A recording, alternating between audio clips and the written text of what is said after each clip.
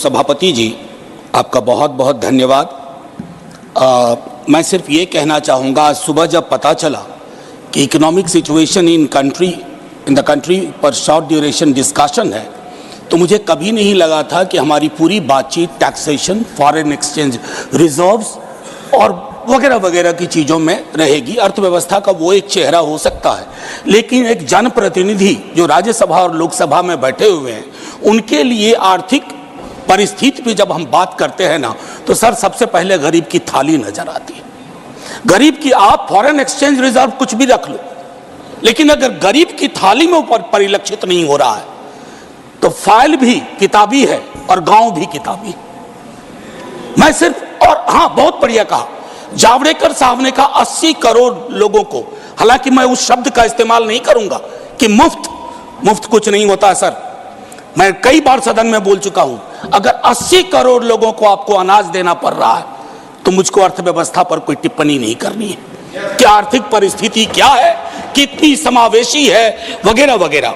Sir, माननीय उपसभापति जी, सुधांशु जी जब बोल रहे थे, तालियां बज रही थी सत्ता पक्ष से, बजती भी हैं। अब विजय साई रेड्डी जी को कष्ट हुआ तो उन्होंने कह भी दिया कि ताली क्यों नहीं बजा रहे हो। तो जब सुधांशु जी ताली बजा रहे के वक्तव्य पे ताली बज रही थी, तो मुझे लगा कि गांव शहरों के बेरोजगार पर यह ताली कितनी भारी पड़ रही होगी। प्रधानमंत्री जी 14 में जब पहली बार चुने गए तो वो मंदिर मस्जिद की साइज के लिए नहीं चुने गए थे। 2 करोड़ प्रतिवर्ष नौकरियां उनका वादा था। 2 दाएं 20 करोड़। एक श्वेत पत्र तो बनता है कि हम कहां हैं। सर, माननीय उपसभापति महोदय, मैं कुछ चीजें आपके मध्य, क्या ऐसा तो नहीं है कि हम मानव विहीन और मानवीयता विहीन ग्रोथ स्टोरी के पक्ष में भजन गा रहे हैं, करतल ध्वनि कर रहे हैं। सर, कोई भी वैसा ग्रोथ जो फेसलेस हो, जॉबलेस हो, उस ग्रोथ से देश की हकीकत नहीं बदलती है। सर, बड़ी बड़ी बात लोग कर रहे थे। अभी पिछले महीने ये खूबसूरत किताब आई है, वेल रिसर्च्ड। आधी किताब में सर रेफरेंस है, ये है अनइक्वल। सर, हम किन देशों से पीछे हो गए हैं पता है? छोड़िए अमेरिका यूरोप की बात, बांग्लादेश और नेपाल इनकम इनइक्वालिटी को एड्रेस करते हुए मानवीय सूचकांक में हमको पीछे छोड़ चुका है। ये है सर दस्तावेज, ये अनइक्वल स्वाति नारायण की। बीते दिनों बिहार में एक जातिगत सर्वेक्षण हुआ। मैं चाहूंगा तमाम हमारे भाजपा के मित्र, उनको ना उससे मतलब ना हो, उसके प्रति विरोध हो, लेकिन एक बार उस दस्तावेज को पढ़िए, क्योंकि उन आंकड़ों में नंबर के बाद आर्थिक सामाजिक परिवेश भी जाहिर हुआ है। और तब प्रधानमंत्री जी, पुनः ले जाऊंगा 14 में बिहार गए थे, बिहार को स्पेशल स्टेटस की बात वो करके आए थे, हाजीपुर, दरभंगा, पटना। सर, बिहार को आपकी जरूरत है माननीय सत्ता पक्ष। बिहार के पास रेवेन्यू के साधन कमतर हैं। बिहार को लेबर सप्लाई स्टेट के नजरिए से मत देखिए, बिहार को स्पेशल स्टेटस दीजिए।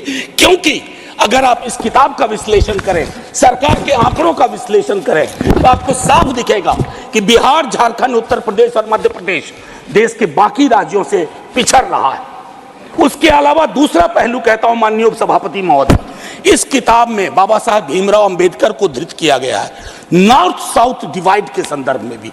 और ये पुरानी बात है सर, एफडीआई को ही देखिए कि नॉर्थ में कितना, साउथ में कितना, तो ये फर्क आपको साफ नजर आ जाएगा।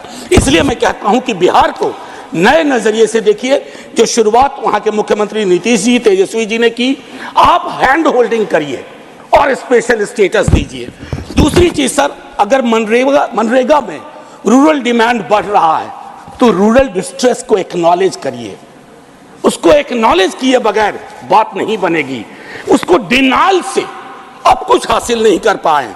पॉवर्टी इंडेक्स पर आपने कई वर्षों से काम नहीं किया। आप आंकड़ों के बारे में, तो सरकार का दृष्टिकोण है कि विश्व के टिम्बकटू में अगर एक आंकड़ा पक्ष का कोई बोल दो तो उसको प्रदर्शनी लगा देंगे। अगर कोई आंकड़ा सरकार को असहज करता है तो कहेंगे हम तो इसको मानते ही नहीं है, इनकी तो मेथोडोलॉजी खराब है। साहब नहीं, ये डिफरेंशियल दृष्टिकोण मत रखिए। हंगर इंडेक्स पे खुल के कहिए हम मीट नहीं कर पाए हैं। ये सत्ता पक्ष और विपक्ष का मामला नहीं है, ये मामला है हमारे कलेक्टिव फेलियर का। हमें एड्रेस करना होगा। आपको असल में लग गया सर, बस 1 मिनट लूंगा माफी के साथ। सर, आपको असल में लगता है कि आप इनकम इनइक्वालिटी की बात ना करें, पॉवर्टी रिडक्शन की बात ना करें, अनएम्प्लॉयमेंट एड्रेसिंग की बात ना करें, चुनाव आप फिर भी जीत जा रहे हैं। मैं मानता हूं आपने वो तिलिस्म विकसित कर लिया है कि समस्याओं को एड्रेस किए बगैर भी चुनाव कैसे जीते जा सकते हैं। लेकिन जिन बोतल से निकला ये जिन देश पर बहुत भारी पड़ने जा रहा है। वेल्थ टैक्स को लेकर के, इनकम इनइक्वालिटी को लेकर मैंने कहा वेल्थ टैक्स 16 में आपने अबॉलिश कर दिया। किसानों के बारे में सर मैं कहता हूं, आप कहते हैं शेयर बाजार उछल रहा है, बड़ी तारीफ होती है सर। शेयर बाजार उछले और एक किसान आत्महत्या कर ले, एक युवा बेरोजगार आत्महत्या कर ले, तो आप किस चीज को कहेंगे सर? और कुछ नहीं कहना चाहता। हाशिए के समूहों में पॉवर्टी की जो परिस्थिति है, आप बिहार का डेटा देखिए। आखिरी सर, एक सुधांशु जी बड़ी अच्छी चीजें बता गए, हमें तो लगा कि हम तो बेकार परेशानी है गरीबी से, भुखमरी से। 30 सेकेंड सर। तो मैं आपके माध्यम से अपने मित्रवर्ग को कहता हूं, जब कश्ती साबितो सालिम थी, साहिल की तमन्ना किसको थी? अब ऐसी शिकस्ता कश्ती पे साहिल की तमन्ना कौन करे? जय हिंद सर। थैंक यू, धन्यवाद प्रोफेसर मनोज कुमार झा जी। माननीय Shri Elamaram Kareem ji. Thank you sir.